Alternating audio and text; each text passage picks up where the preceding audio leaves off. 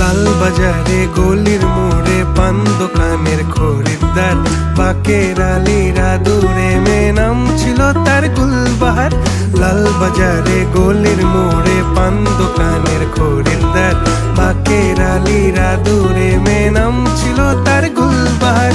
নাম ছিল তার গুলবাহার, দেখতে ভারী চমৎকার, তুলনা যে হয় না তার হোসনে আরা গুলবাহার।